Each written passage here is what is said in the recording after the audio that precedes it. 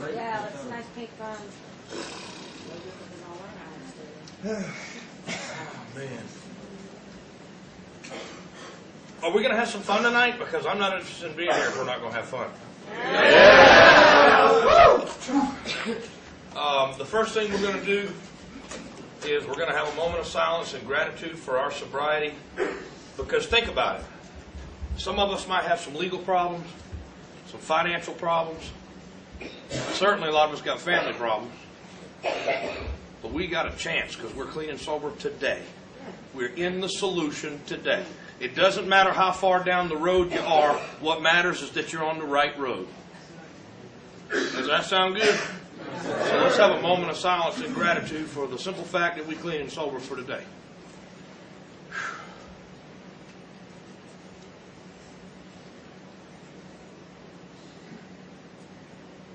Serenity prayer. God, grant us the serenity to accept the things we cannot change, the courage to change the things we can, and the wisdom to know the difference. Amen. Would all the methamphetamine addicts please refrain from applauding? Why do all the meth addicts like lump together back there? They just clap and shit. Really crazy. Let's get through this. My name is Steve, and I'm a recovered crack addict. And tonight we're just going to talk a little bit about step 4. Just out of curiosity, how many people in this room are somewhere between steps 1 and 4? Raise your hand. A ton of people. Okay. So it's important that we talk about this. And I'm just going to say a lot of stuff, and if you're here to take notes, I'll let you know what's important, because I'm going to say a lot of shit that's not important. But some things are very important, and here's something very important. The power of the 12 steps are in the sequence. The power is in the sequence. Each step properly taken delivers you to the next. Each step properly taken causes the next step. So if you find somebody that's stuck on their 4th step, do you know someone, or maybe has it happened to you, where you get on the 4th step but you can't quite finish it? I mean, you just can't make yourself finish it. People are saying, when are you planning on finishing that? You got the best of intentions. Yes, I'm going to finish it, but you can't quite get it done. You know what I'm talking about? That is not a 4th step problem. That is a 3rd step problem. You're probably going to find out it's a 1st step problem. Because once you understand step 1 correctly, it kind of propels you through the steps. Now, that is information that I did not have for the first 12 years of bouncing in and out of Alcoholics Anonymous, you see. Because alcohol and drugs does not teach us the truth about what's wrong with us. Alcohol and drugs teaches us something very different. We have to get that understanding of the hopeless seriousness of the problem of addiction altruistically from one addict or alcoholic that is properly armed with the facts about himself, helping to instill in the mind of a newcomer the truth about the hopeless nature of his situation. So not only are the steps written in a sequence, not only is the power of the steps in the sequence, the textbook of Alcoholics Anonymous is also written in the same sequence. For example, the first 43 pages plus the doctor's opinion, which accumulates to approximately 52 pages of information, is the description of the problem. Remember, there are 3 goals inherent in 12-step recovery. Goal 1 is identify the problem. Goal 2 is identify the solution. And goal 3 is the program of action that brings about the solution. That includes the continued program of action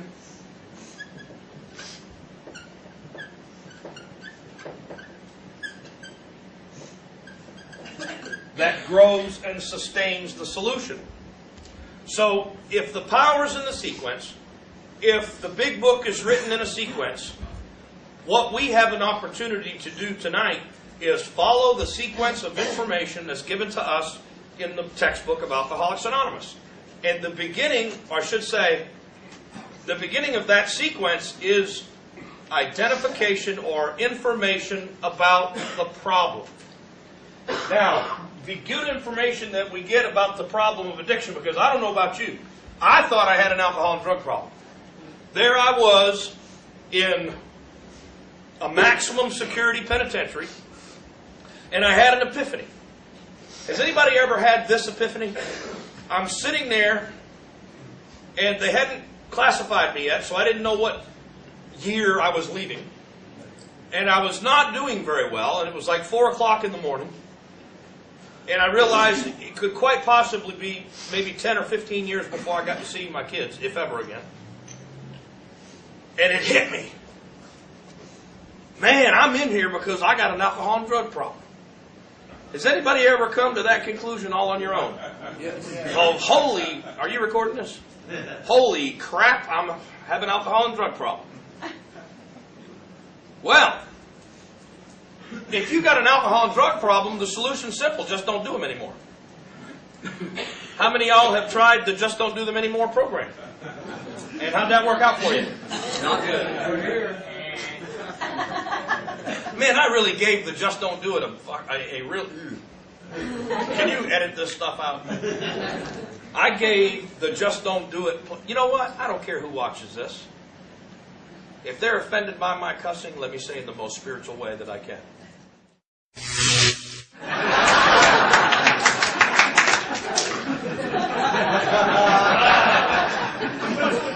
That is some vintage Steve Shaw on that tape right there.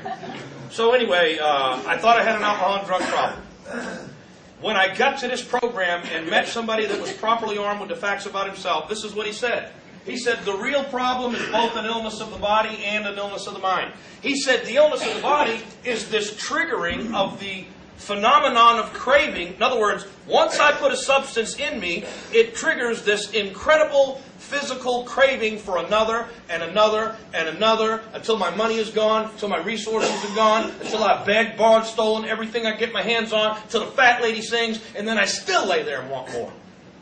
How many of y'all can identify with that? All the hands. So, and that happens every time for me. Every time, and it doesn't matter. I've tried a variety of different methods and substances. Well, maybe if I just smoke marijuana, it'll be wonderful, and I won't do crack. Except I'd smoke marijuana, and I'd say, geez, I'm very thirsty. I think I'll drink at least one beer. Beer's not a problem. Man, all you got to do is take alcohol and just drop it on my tongue. Just one little teeny little drop. Like just one. As soon as it hits, I'm going straight to the crack house. Is it that way for y'all too?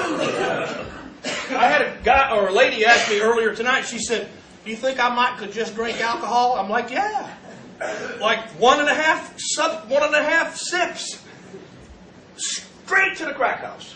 It's a gateway drug. Same thing with pain pills. You know, well, they're legal. They're from the doctor. I'm in great pain. Certainly, I deserve to take 9 of these Percocets at a time. Straight to the crack house. All right, so this phenomenon of craving results in the conclusion that we can't use. It's an allergic reaction, y'all. It's an allergic reaction, and it's not unlike any allergic reaction. There are some people, when they eat shellfish, they're allergic to shellfish. All right, so we're in a restaurant together on a Tuesday night. I eat some shrimp. All of a sudden, my throat swells up. I turn blue. I fall. I keel over. I'm having a near-death allergic reaction to shellfish. Kind of like the near-death allergic reaction we have to smoking crack. If you don't think the phenomenon of craving from crack cocaine is not a near-death allergic reaction, you better take a look at your using. How many of y'all have smoked so much crack or used so much cocaine or shot so much heroin that you almost died? Or felt like you were about to die? Or drank so much liquor you went into a blackout? Phenomenon of craving. So I'm in the restaurant. I keel over. I had the shrimp allergy. I end up in the hospital. Y'all come to visit me. And you say, "Damn, Steve, you scared the hell out of us with that near-death shrimp allergic reaction." And then I respond by saying, "I know what you mean. I will never, and I mean ever, eat shrimp again." And you'd be like, "Well, yeah, no shit, man." I mean, That's the logical conclusion. I can live a normal life, I just can't eat shrimp anymore. Now that I know I'm allergic to shrimp, right? Well, how about if Friday I called you on the phone? How you doing? Got some shrimp, come on over. What would you think of me? If you cared about me, you'd say, Bo, have you lost your mind? How about if I responded by saying, yeah, eating shrimp on Tuesdays is definitely whipping my ass. I'm only going to eat it on the weekends from here on out. Which brings us to the more insidious part of the disease, which is the illness of the mind. And this is the terrible conclusion we draw from the illness of the mind. Listen up. Here's the truth about the illness of the mind. It simply says that no matter how great a desire you have to never do it again, you're simply going to do it again. Hey, check it out. Here's the diagnostic questions. Here's the diagnostic question to see if you got an illness of the body. How many of y'all have drank or drugged more than you intended to? Okay? Here's the diagnostic question for the illness of the mind. How many of y'all have drank or drugged despite saying you'd never do that again? How many times? Well, then we find out we're also sick at the level of the spirit, that we've got this reality of an uncomfortability in our own skin sober. Hey, I didn't have a problem as long as I had 8 Percocets in me. I was okay. My problem was the next day. Or if you took alcohol and drugs away from me. I was simply not okay. At all. I'll tell you how I felt. I was restless, irritable, discontented, bored, resentful, bitter, fearful, super sensitive. Every little thing bothered me. I was also judgmental, critical, self-righteous, dishonest, selfish, self-centered to the extreme, miserable. You take alcohol and drugs away from me, and what's left is the problem. So I don't have an alcohol and drug problem. What I have is a spiritual problem with an alcohol and drug solution. Does everybody understand that? Yes, sir. And when you read, and please don't flip your books open because it distracts me, page 62 in the textbook makes it clear that on our own, we can't change. So the real problem of addiction is I'm suffering from this 3-part illness. I got a body that can't use. I got a mind that will never leave it alone, ever. And because of that spiritual malady, a hole in me the size of God. It is an uncomfortability in my own skin sober. So every time I try to get clean and sober, I got this emotional barometer. I start getting more uncomfortable, more uncomfortable. People start pissing me off. People start not doing right. Next thing you know, I'm full of resentments and fears. Next thing you know, I'm getting more uncomfortable. Next thing you know, bing, I got a brain that's going to start searching for comfort. And it's going to do it all on its own, and it's going to do it without any help from me. And when my brain starts searching for comfort, there's only one memory it can find. What memory do you think that is? The memory of the very first time I ever got good and high on something. I'm going to become obsessed with that idea. I'm not going to be able to reason out that it's bad for me. That's the insanity of the disease. And it's going to get me. I don't care how intelligent I am, how educated I am, how much I know about this disease, how much of a big book thumper I am. I'll just be drunk as shit quoting the big book. That's the power. Let me tell you something about this disease. It is more powerful than our most powerful desire to never do it again. You muster the most powerful desire you got to never do it again, and without proper treatment, spiritually, you're going to do it again. That's the damn hopeless truth about this deal. I understand statistically 50% of you are not going to buy this. Because your egos are still too big and you're going to have to hurt some more. Quite a few of you, more than likely, are going to have to die, and that's pretty tragic. This is the truth. This is the truth about addiction. It is a no-win. Can't use, can't not use, no-win, lose-lose, hopeless scenario. Check it out. I got a body that can't use and a mind that'll never leave it alone. Ever. Ever. It's a forever deal. Okay, so you can sum all this up in 3 words. It's the real problem. Lack of power, right? Check this out. I have a lack of power problem. I lack the power to stop once I've started. But more importantly, I lack the power to keep away from the first one. This is why I keep getting drunk when I say I'm never going to do that again. Because of the obsession of the mind. I've got this incredible mental obsession that prevents proper functioning of the willpower. I simply have lost the power of choice. I'm simply going to get drunk no matter how many meetings I attend, no matter how many times I beg for help, no matter how many freaking psychiatrists I see. The day's coming when I'm just going to get drunk. Typically right around about 89 days. That's when it typically happens. All right, so the real problem, lack of power. The solution.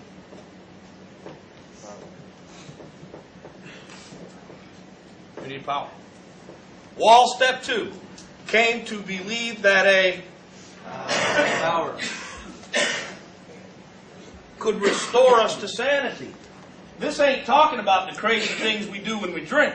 First time I read Wall Step 2, I thought, oh yeah, all them crazy things I do when I drink. No. It's talking about our inability to recall the certain consequences of what's going to happen to us when we drink or drug. Y'all know what that feels like, don't you? Y'all know what it's like when the obsession's on you? You're in deep shit when the obsession's on you, ain't you? This is what you look like. Oh, God, I'm thinking about drinking. Oh, God. If you've been around AA for a while. The newcomers have never been exposed to AA. This is what the illness of the mind looks like to them. Well, I'm just going to do a 40 and nobody will know. I'm just going to smoke 40 and open those doors and unlock those blinds. And I'm not going to get paranoid. I'm just going to have some fun. I'm just going to do some pills tonight and have some fun. And I'll certainly be able to get up fresh and bright-eyed and bushy-tailed in the morning and go to work. The real pill addicts are going, that's bullshit. You know, and I start thinking, oh, God, I'm thinking about drinking.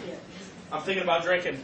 And then I hear, the time to call your sponsors before you drink, not after. What a joke, huh? Whoever invented that should have Jackass of the Year attached to his thing. The time to call your sponsors before you use, not after. Has anybody ever done that? Hey, man, I don't want to call my sponsor because I'm afraid he's going to talk me out of it. Shit, I don't want to be talked out of it. I got news for you. When the obsession's on you, it's already too late. You are beyond human aid. At that juncture, you are done. And sometimes the illness of the mind comes on you like instantaneously, like crack cocaine. It's like, there I was just driving down the road, everything was awesome, I'm smoking crack. Like that fast. Has that ever happened? I've done that. What are you planning on doing? I got them to do some good shit, and all of a sudden, I'm smoking crack. I had no intentions of doing that. You know? And then I might as well drive backwards because I'm spending more time looking in my rearview mirror than I am looking forward anyway. I'm convinced that everybody that has a rear-end collision, they're smoking crack because they were looking out the damn rearview mirror. And every car's a cop car. I don't care how. I was being chased by the IBI, the Imaginary Bureau of Investigations. All right, so I got a lack of power problem. The solution is I need power. Once I understand that the real problem is not that I need a psychiatrist, it's not that I'm maladjusted to life, it's not that my father kicked the shit out of me when I was 6, it's that I'm suffering from an illness of the body, an illness of the mind, and a spiritual malady.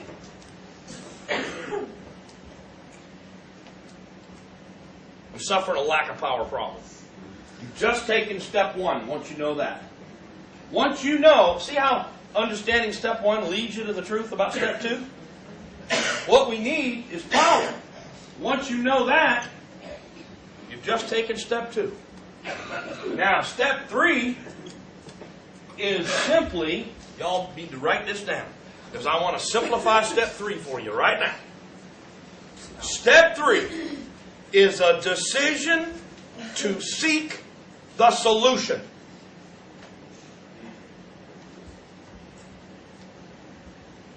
Step three is nothing more than a decision to seek the solution.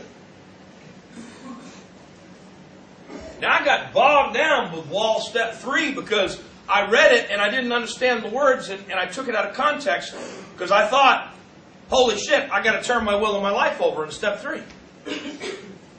I got news for you. If you turned your will and your life over in step three, that would be it. This would be a 3-step program. We'd be going on 4-step calls. And I thought, how many of y'all that have been in and out of AA like me, how many of y'all thought when you approached step three, how many of y'all approached it this way? Oh God, I'm getting ready to officially turn my will and my life over to you. Here it comes. How many of y'all tried step three that way? Shit, yeah. And then I'd go get drunk. That's not, step three is not calling for turning your will and your life over. The wall step says, made a decision to turn. The word to is an infinitive. That means it precedes an action.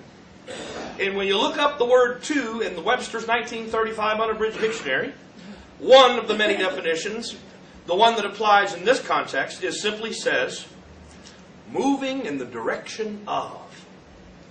So in step three, we're making a decision to move in the direction of turning our will and our lives over.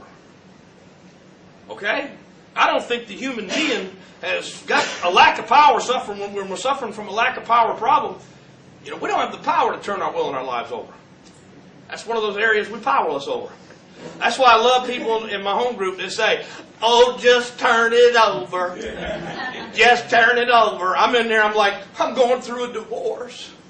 She's taking all my money, taking my kids away. Oh, just turn it over. Have y'all ever been given that advice? Can anybody tell me just exactly how the fuck does one turn it over? How exactly do you do that? And then you hear the guy who says, I turned it over, but I took it back. I took it back and then turned it over again. Well, what are you doing now? I'm right in between. I'm just turning it over and taking it back. How in the hell do you do that, okay? Trying to turn something over. My point in saying that is that faith without works is dead. The program of Alcoholics Anonymous is a program of action. This is something we do. When you follow the directions that are outlined in the 12 steps, the end result is that your will and your life becomes transformed to being God-centered instead of self-centered. Y'all understand that? Does that make sense to y'all? Okay. So, step one, we identify the problem. The real problem is this hideous, terrible disease. Hey, how many of y'all got guilt and shame? Raise your hand. Are you guilty and ashamed of some terrible shit you done while you were drinking and drugging? Hey man, I did some stuff that when I used to think about it, my stomach would go, ugh. Oh my God, I was so eat up with guilt and shame, it was killing me. I did some things that were so awful that I just, oh my God, I just knew I was going to hell. I really did. But here's the truth. Let this information give meaning to your struggle. Because if it wasn't for this terrible disease that no one in this room asked for, nobody here asked to have this. I doubt any of you stood up in the 3rd grade and show and tell and said, hi, I think I want to smoke crack when I get older. Did anybody do that?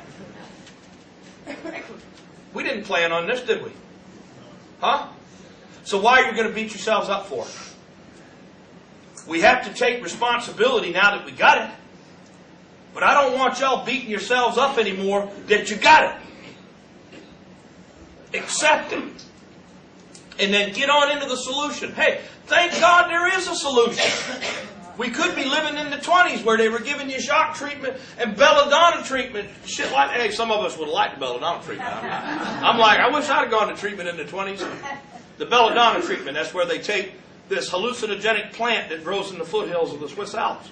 And they boil it in tea, and then they give everybody in the unit to drink some of the tea, and they'd all go on an acid trip in there. Can you imagine everybody on the Owl's Nest saying, all right, it's belladonna night, y'all. There'd be 800 alumni here. There would be standing room only in here on belladonna treatment night. They're like, hey, let me get some of that, I want to get spiritual. Good Lord. So, we got this disease. Listen carefully to me. Y'all wouldn't have never done that stuff if it wasn't for the hopeless disease you were suffering from. Each person in this room was trying to live a normal life with a hopeless reality behind it. It's time to stop beating yourself up. Take responsibility for the fact that we got it, and let's get on into the solution now that we got one. Because I can promise you, if you got this, you're in deep shit because it ain't going away. You can't think it away. You can't pray it away. You can't go to meetings it away. You can't go to treatment centers it away. It cannot be reasoned with or bargained with. It ain't going away. Ever. If you got it. All right, so you see how each step leads you to the next one? Step 1, we identify the problem, it's lack of power. Step 2, what we need is power. Step 3 is a decision to seek the power. That's all it is. Look at here. Steps 4 through 9 is how we seek the power. 4 through 9, in their sequence, will bring the needed power about in your life. Big time. Steps 10, 11, and 12 is how we stay in the power and grow. So let me kind of just recap for you. Step 1 is a statement of the problem. The real problem is a hopeless condition of both body and mind. An inability to stop once we've started, and an inability to keep away from the first one, no matter how great the necessity or the wish. And this is brought about because of an untreated spiritual malady. I got a hole in me the size of God.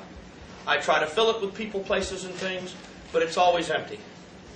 And I'm restless, irritable, and discontented, full of resentments, fears, and the guilt and shame associated with my efforts to try to run on self-will and to try to run the show. And I become uncomfortable in my own skin sober, and pretty soon I become uncomfortable, restless enough, irritable enough, discontented enough, all of a sudden, bing, triggers the illness of the mind. I become obsessed with the insane idea that this time when I drink a drug it'll be wonderful like it was when I was 14. Then I act on that lie, then I run into the truth, and the truth is that I can't use because I got an allergy of the body. Can y'all see the vicious cycle we've been living there? Does this shit make sense to you? I mean, this is some powerful stuff, man. Okay, so step 2 is a statement of the solution. We need power. Step 3 is a decision to seek the power through a program of action, which is steps 4 through 9. That's what brings the solution about. And then 10, 11, and 12 is how we sustain and grow the solution. Is everybody with me so far? This is just a quick overview of what y'all are about to do, what y'all are about to implement here at the Owl's Nest. This is Big Book Recovery. Okay? This is what brings about the solution from addiction. Addiction is a booger, and it ain't going away at all. And I understand that a lot of you are in terrible pain. Some of you are really struggling bad. And man, we just want you to know that you're definitely not alone. I promise you that we genuinely love you. and that we're genuinely wanting to help you. And we're going to offer you up some suggestions while you're here. If you'll just simply follow them, just surrender and nail your foot to the floor and be patient. You know what I mean? I mean, this is like long term, you know. I'm not in AA for 4 months. I'm in AA forever. I'm here to do this program, and it's a way of life. It's a way of life. How many of y'all's drinking and drugging has been a way of life for you? So doesn't it make common sense that sobriety has to be a way of life for you also?